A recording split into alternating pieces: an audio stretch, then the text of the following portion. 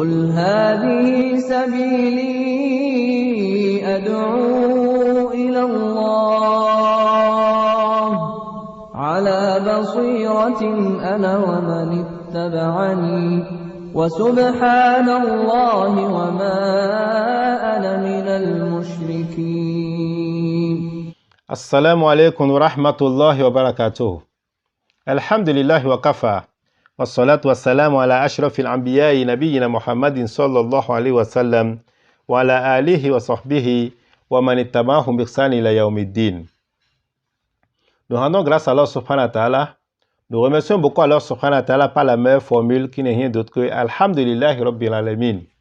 Nous demandons la paix, les grâces et les bénédictions d'Allah sur notre prophète Mohammed sallallahu alayhi wa sallam, sur sa famille, ses compagnons et sur tous ceux qui vont œuvrer ou les suivre jusqu'au jour où Allah subhanahu wa ta'ala va hériter le monde de son contenu. Mes chers frères et sœurs en islam, mes chers frères et sœurs dans la foi, honorables esclaves d'Allah subhanahu wa ta'ala, Assalamu alaikum wa rahmatullahi wa barakatuh. Nous étions en train de nous entretenir sur un sujet qui n'est rien d'autre que la croyance islamique. Un sujet d'une grande importance qui est vraiment une obligation sur nous. Nous avons eu à dire que c'est très nécessaire pour nous, plus que l'eau et l'air que nous respirons. Et que si ça se gâte dans notre main, c'est plus dangereux, plus grave pour nous que la bile qui se casse dans le poisson ou bien la viande. Et que vraiment, si on essaie de l'apprendre, de la comprendre, de la mettre en pratique comme cela se doit, c'est doux plus que le miel. Ça veut dire que nous allons mener une vie mielleuse dans ce bas monde, dans la tombe et dans l'au-delà. Qu'Allah nous facilite cela. Nous avons déjà traité le sujet pour savoir quelle est la meilleure religion, quelle est la vraie religion, la première religion sur la terre et la vraie religion. Il a été déduit que c'est l'islam. Sur ce, nous avons dit que qui peut-on appeler musulman? On a dit que le prophète a dit que c'est celui qui prononce déjà, atteste que La ilaha illallah Muhammad Rasulullah. Celui qui atteste qu'il n'y a rien, qu'il n'y a de divinité digne d'être adoré à part Allah subhanahu wa ta'ala. Et que Muhammad sallallahu alayhi wa sallam est son messager. Et dans un autre hadith encore, le prophète Muhammad sallallahu alayhi wa sallam nous a dit que le musulman est celui qui pratique, c'est-à-dire celui qui fait notre prière en faisant face à la Qibla, à notre direction, la Qibla, et que vraiment, cette dernière personne aussi mange dans ce qu'on arrive à égorger ou bien ce qu'on a immolé. Sur ce, on a essayé de dire que personne n'a le droit d'exclure ou bien de faire sortir son frère de l'islam. Et que vraiment, nous avons des règles qui nous refusent tout cela. Parce que ce travail-là est destiné aux savants de l'islam dignes de ce nom, qui sont de la matière, la croyance islamique. Parce que nous avons une règle qui nous dit Man sabata islamuhu biyakinin fala yajuzu ikhrajuhu minhu illa biyakinin. Il n'est pas possible de faire sortir ou d'exclure quiconque dont l'islamité est établie par certitude de l'islam que par des preuves coraniques ou établies par la jurisprudence de l'islam. Donc il faudrait vraiment qu'on évite de faire sortir, bien d'exclure nos frères de l'islam pour que ça ne revienne pas sur nous. Ce que vraiment l'islam veut de nous est qu'on a qu'à essayer de donner des conseils, de se rappeler, de se ramener à l'ordre. Après ça, nous allons essayer de traiter aujourd'hui un sujet aussi qui est d'une grande importance, une balance que le prophète nous a donnée pour pouvoir se peser soi-même. Ce sujet concerne que ce soit l'élève coranique, le maître coranique, un savant de l'islam, celui qui a le master, celui qui a le doctorat, un garçon ou bien une femme, un petit ou bien un grand. Ce sujet-là nous concerne tous pour que vraiment on puisse se peser dans cette balance-là, qui n'est rien d'autre que quel est le bon musulman? Quel est le meilleur musulman? Qui est un musulman, un véritable musulman? Qui est un musulman original, qui n'est pas adaptable? Si nous allons appeler ça comme ça, parce que le prophète nous a donné cette balance. Comment ferons-nous pour savoir cela? Et dès qu'on va vraiment avoir les preuves, il faudrait vraiment qu'on essaie de s'efforcer, de faire des efforts sur soi-même pour pouvoir rester dans cette dimension-là. Alors, subhanahu wa ta'ala nous a dit dans le Coran, وَالَّذِينَ يُؤْذُونَ الْمُؤْمِنِينَ وَالْمُؤْمِنَاتِ بِغَيْرِ مَا اكْتَسَبُوا فَقَدِ احْتَمَلُوا بُهْتَانًا وَإِثْمًا مُبِينًا. Allah subhanahu wa ta'ala a dit que et ceux qui offensent les croyants et les croyantes sans qu'ils l'aient mérité se chargent d'une calomnie et d'un péché évident. Coran chapitre 33 verset 58. Donc il faut éviter de nuire à son frère. Et le prophète Muhammad sallallahu alayhi wa sallam, il nous a dit dans un hadith rapporté par Abu Moussa, il dit وَعَنْ أَبِي مُوسَى رضي الله عنه قال قلت يا رسول الله أي مسلمين أفضل قال من سلم المسلمون من لسانه ويده متفق عليه. Abu Moussa, que Dieu l'agrée, a dit, je demandais un jour au messager d'Allah, paix bien sûr de Dieu sur lui, quel est le meilleur musulman?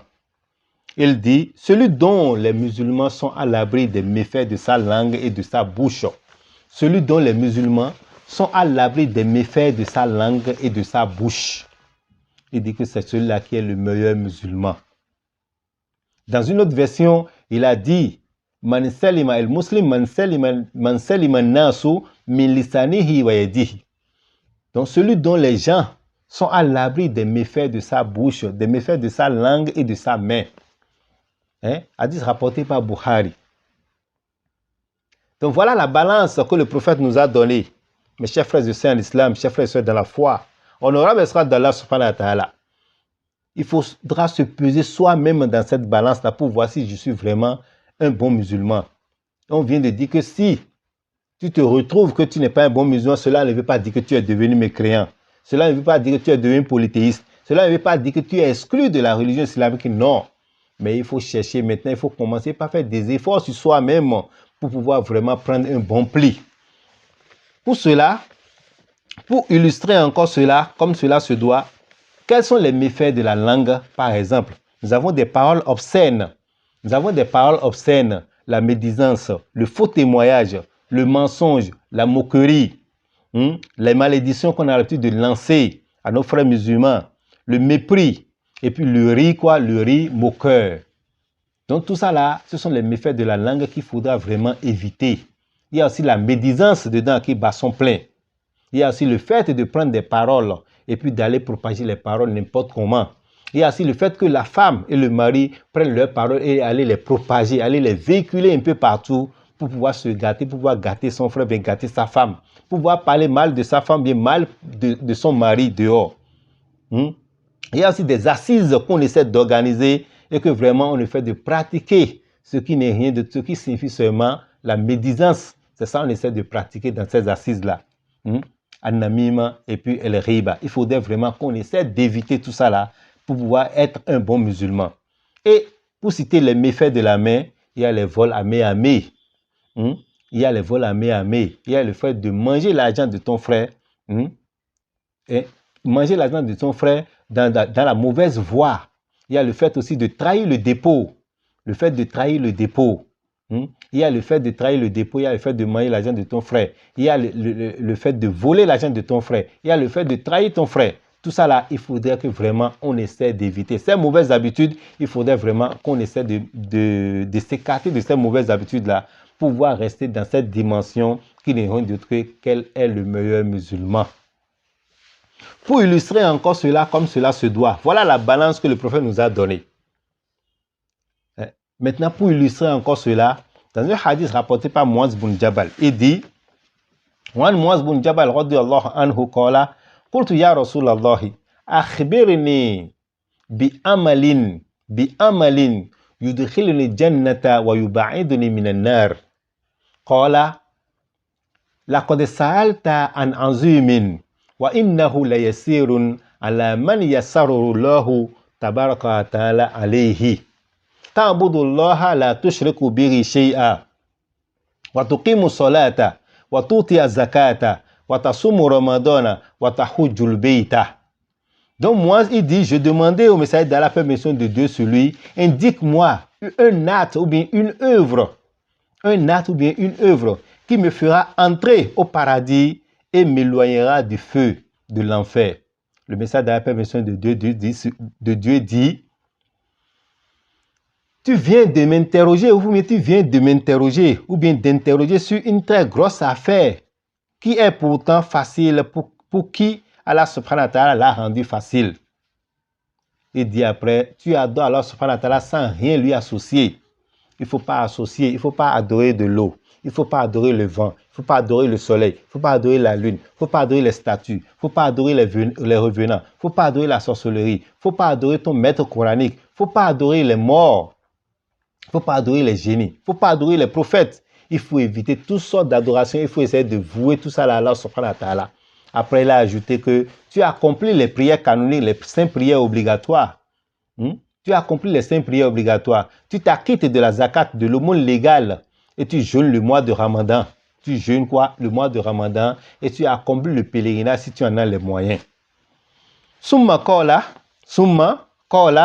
ala adulluka ala abyabil khayri, asawmu junnatun, wa sadaqatu tutufi'u al-khatiya kama yutfi'u al-ma'u an-nara. Wa salatu rajuli min jawfi al-layli. Donc le prophète, il a ajouté à Muaz, il dit, puis il ajouta, veux-tu que je t'indique les portes de bien? Le jeûne est un bouclier contre le feu de l'enfer. L'aumône efface l'aumône qui est surrogatoire. Efface le péché comme l'eau éteint le feu. Et il en est de même pour la prière que l'on accomplit dans la nuit profonde. Au moment où Allah subhanahu wa ta'ala descend de cette nuit profonde-là vers le premier ciel, d'une descente qui est effectivement appropriée à Allah subhanahu wa ta'ala, et que vraiment Allah demande des questions pour pouvoir vraiment faciliter beaucoup de choses à ses esclaves.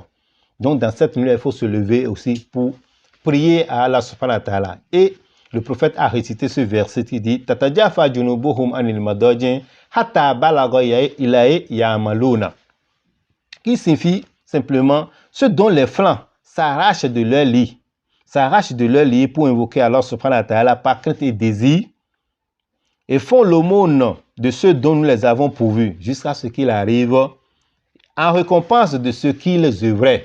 Coran chapitre 32 verset 16-17. Puis le prophète ajouta à Muaz, il dit, sallallahu alayhi wa sallam, il dit, Summa qala ala ukhbiruka bi ra'sil amri kullihi wa amudihi wa zirwati sanamihi. Qultu bala ya Rasulallahi, qala ra'sul amri as-salat wa amuduhu ra'sul amri al-islam wa amuduhu as-salat wa zirwati sanamihi al-jihad. Donc le prophète sallallahu alayhi wa sallam, il a ajouté à Muaz, dit, veux-tu que je te donne encore une bonne nouvelle concernant les bonnes actions? Il dit, puis il ajouta, il dit, veux-tu que je t'indique la tête de l'édifice ou l'élément principal de la religion, sa colonne vertébrale et le sommet de sa dôme, c'est-à-dire l'extrémité du sommet. Puis Muaz dit, Muaz demande au prophète sallallahu alayhi wa sallam de lui donner cette bonne nouvelle. Et quitte au prophète de dire, sallallahu alayhi wa sallam, il dit, la partie principale de la religion, ou bien la tête de l'édifice est l'islam. C'est-à-dire la soumission totale à Allah subhanahu wa ta'ala. La soumission totale à Allah subhanahu wa ta'ala. Et après, il ajoute encore pour dire, sa colonne vertébrale est la prière. Sa colonne vertébrale, ou bien les piliers qui gardent l'islam, c'est la prière. Et après, il ajoute que son extrémité ou bien l'extrémité, le sommet même, est la lutte ou le combat dans le sentier d'Allah subhanahu wa ta'ala. Puis il ajouta encore en disant, ala ukhbiruka bi milaki dhalika kullihi, qultu bala ya Rasulallahi, qala fa'akhadha bilisanihi faqala kuffa alayka haza. Puis le prophète ajouta pour dire encore que, ô Muaz, veux-tu que je t'informe encore? Je t'indique, veux-tu que je t'indique encore l'élément essentiel de tout cela, ou bien ce qui maintient tout cela? Il dit, bien sûr que oui, ô messager d'Allah, paix et bénédiction de Dieu sur lui. Il dit, le prophète dit, il saisit sa langue, le prophète saisit sa langue et dit, mets un frein à celle-ci, ô Muaz, mets un frein à celle-ci, ou bien préserve-toi de celle-ci. Donc le prophète a fait sortir sa langue et il a montré ça à Muaz pour lui dire, mets frein à celle-ci ou bien préserve-toi de celle-ci. Et Muaz dit, Qultu, ya Rasulallahi, وإنا لمؤاخذون بما نتكلم به فقال ثقلتك أمك وهل يكب الناس في النار على وجوههم إلا حصائد ألسنتهم. Donc Moïse dit, je dis au messager d'Allah, paix et bénédiction de Dieu sur lui, nous seront-ils demandés des comptes pour ce que nous disons, ou bien sommes-nous donc punis pour de simples paroles que nous prononçons? Le messager d'Allah, paix et bénédiction de Dieu sur lui, dit que ta mère te pède. Que ta mère te pède, c'est une formule, c'est une manière de parler. C'est une manière de parler en parabole que les Arabes avaient l'habitude d'utiliser avant l'arrivée de Mohammed sallallahu alayhi wa sallam. Et ça signifie rien d'autre que vraiment je me suis étonné de ce que tu viens de dire. Ça m'étonne effectivement que vraiment ce que tu viens de me demander, c'est un étonnement. Ça ne donne pas le sens de maudire quelqu'un ou bien que ta maman t'a perdu comme ça, non. Donc ici, les Arabes avaient l'habitude d'utiliser ça pour ce qui vraiment une question qui les étonne ou bien quand quelque chose les étonne, ils parlent de cette manière. Donc le prophète, il a utilisé aussi cette formule-là. Et après, le prophète dit, les gens sont-ils jetés dans le feu ou bien jetés sur leur visage dans le feu de l'enfer pour autre chose que pour les récoltes de leur langue? Ou bien y a-t-il autre chose qui précipite le visage des gens dans le feu si ce n'est la récolte de ce qu'ont proféré leur langue? Ou plus simplement, qu'est-ce qui renverse les gens dans le feu ou bien dans l'enfer si ce n'est que ce que leurs langues ont semé? Mes chers frères et sœurs en islam, hadith rapporté par Tirmidhi et jugé Hassan. Il faudrait vraiment qu'on fasse très attention pour pouvoir vraiment mériter ce que le prophète est en train de dire. Voilà le prophète Mohammed sallallahu alayhi wa sallam. Moi, je lui ai demandé une seule chose. Il dit, indique-moi ou bien enseigne-moi quelque chose. Une seule œuvre ou bien une seule œuvre ou bien un seul acte qui me fera entrer au paradis et qui m'éloignera du feu. Qui va me permettre de ne pas entrer dans l'enfer. Et c'est ça, le prophète lui a dit maintenant que tu vas consacrer ton adoration. Tu as consacré toute ton adoration à Allah subhanahu wa ta'ala. Tu as voué ton adoration à Allah subhanahu wa ta'ala. Et tu as adoré Allah subhanahu wa ta'ala seul dans ton adoration. Tu n'as rien associé à Allah subhanahu wa ta'ala. Et que après ça, tu accomplis les prières obligatoires. Après ça, tu t'acquittes de la zakat. Après cela encore, tu essaies de jeûner le mois de Ramadan. Et encore, si tu as les moyens, tu vas au pèlerinage. Il lui a cité les obligations. Et après ça, maintenant, le prophète a amené en dernière position les actes surrogatoires. Il a amené les actes surrogatoires en disant que tu jeûnes les jeûnes surrogatoires. Et tu pratiques aussi ce qu'on appelle le sadaka, l'aumône surrogatoire. Et après ça, maintenant, tu essaies de te lever encore dans la nuit profonde pour faire les prières surrogatoires, les nawafil de la nuit. Il dit tout ça là, tu as fait tout ça là. Et encore, tu t'es consacré complètement, tu as été soumis à Allah subhanahu wa ta'ala comme cela se doit. Après tout ça là, maintenant, tu luttes encore dans le sentier d'Allah subhanahu wa ta'ala. Et en fin de compte, le prophète lui a dit maintenant que pour pouvoir maintenir, ce qui peut maintenir tout cela, pour que vraiment tout ça là, ça ne se gâte pas dans ta main, pour que tu ne perds pas la valeur de tout ça là, le prophète il a dit simplement que il faut se méfier de ta langue.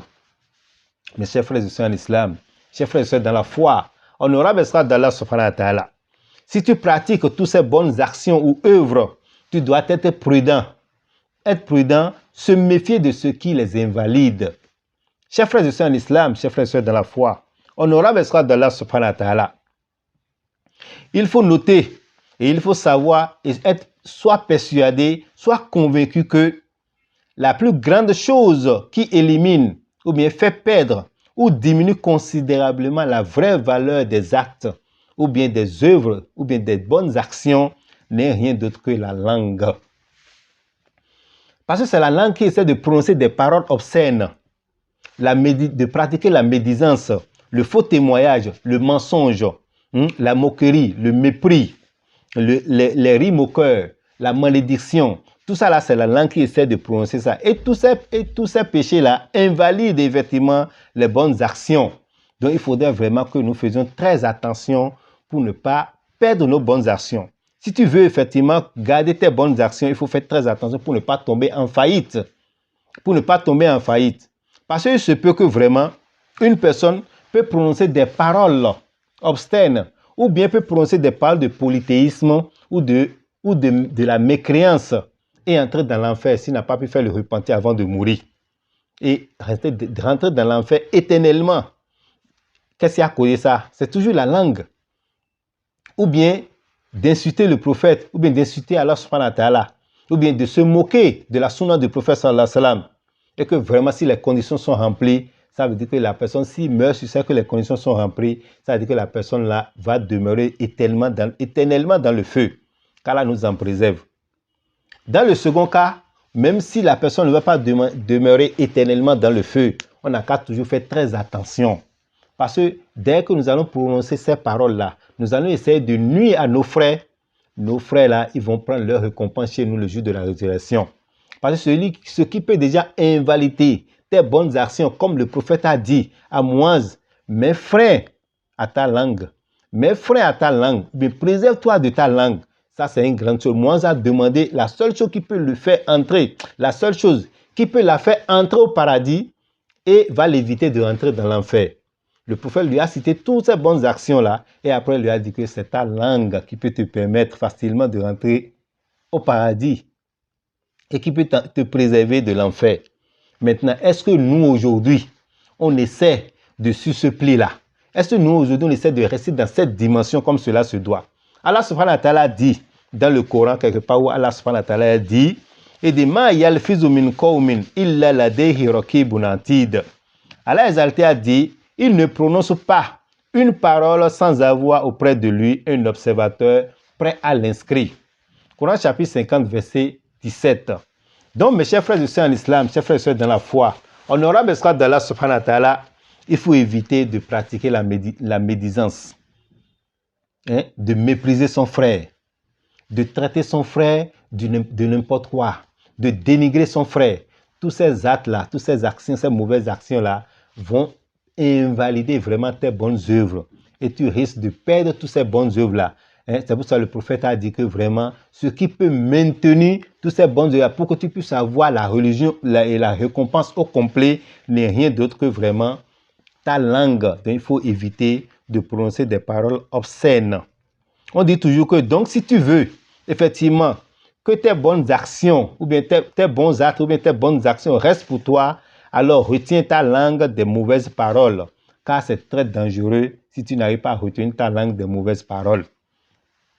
Mes chers frères et sœurs en l'islam, chers frères et sœurs dans la foi, honorable esclave d'Allah subhanahu wa ta'ala, dans un autre hadith, le prophète Muhammad sallallahu alayhi wa sallam nous a dit un jour, il dit « Ataderouna ma el muflis » il dit aux compagnons, « Sauriez-vous me définir l'homme ruiné ou bien l'homme qui est en faillite ?» Les compagnons ont répondu que selon nous, l'homme ruiné est celui qui ne possède ni argent ni bien. Celui qui ne possède ni argent ni bien. Le message de la paix, bien sûr, de Dieu, celui a dit, l'homme ruiné de ma communauté, est celle qui, le jour du jugement dernier, viendra avec dans son actif de bonnes prières, le jeûne, les aumônes, mais en fin de compte, il aura par ailleurs insulté un tel, accusé un tel, spolier l'argent d'un tel, verser le sang d'un tel, et puis frapper un tel. Et tout cela viendront le jour de la résurrection pour prendre leur part de récompense sur lui. Il va les payer le jour de la résurrection. Et il va les payer avec quoi? Avec ses bonnes actions. Ceux-là vont réclamer leurs droits. Et Allah va leur prendre leurs droits chez toi. Tout ce que tu les as fait dans ce bas monde-là.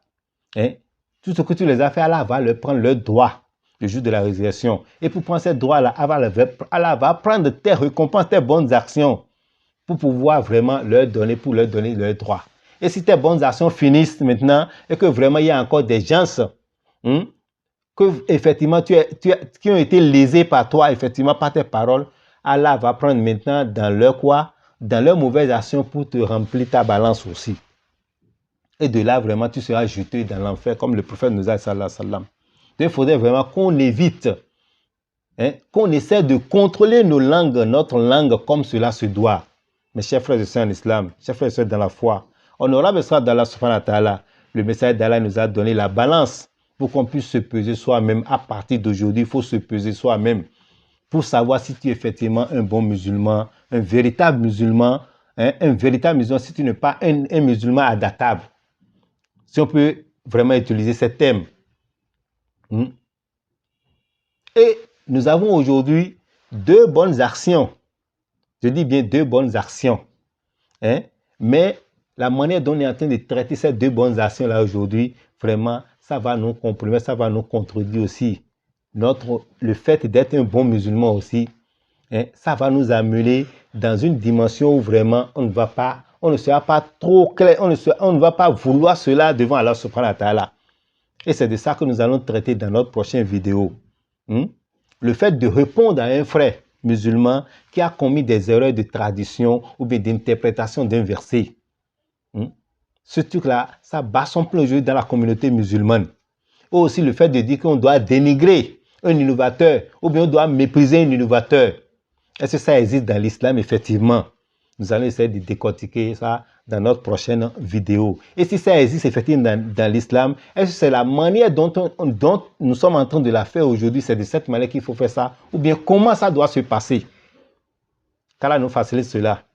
Donc, pour finir, chers frères et sœurs en islam, chers frères et sœurs dans la foi, le prophète, Père bénédiction de Dieu sur lui, on lui a demandé Ayu muslimina afdol Qala man salima al-muslimuna min lisanihi wa yadihi Aw al-muslim man salima an-nasu min lisanihi wa yadihi. Muttafaqun alayhi. Donc, on a demandé au messager de Dieu, Père bénédiction de Dieu sur lui, quel est le bon musulman? Le messager de la Père bénédiction de Dieu sur lui a dit, c'est celui dont les musulmans ou bien les gens sont à l'abri des méfaits de sa langue et de sa main. Voilà la balance qui est déjà lancée dans notre camp, qu'on connaît déjà. Il faudrait essayer de se peser soi-même pour pouvoir prendre de bons plis. Allah nous facilite la compréhension, qu'il nous donne la bonne compréhension, qu'il nous facilite cette compréhension et qu'il fasse vraiment, on puisse essayer de comprendre comme cela se doit, de pratiquer notre religion dans de bons sens et puis vraiment pour qu'on puisse essayer de mériter, ou bien de mériter le paradis d'Allah subhanahu wa ta'ala. Assalamu alaikum wa rahmatullahi wa barakatuh.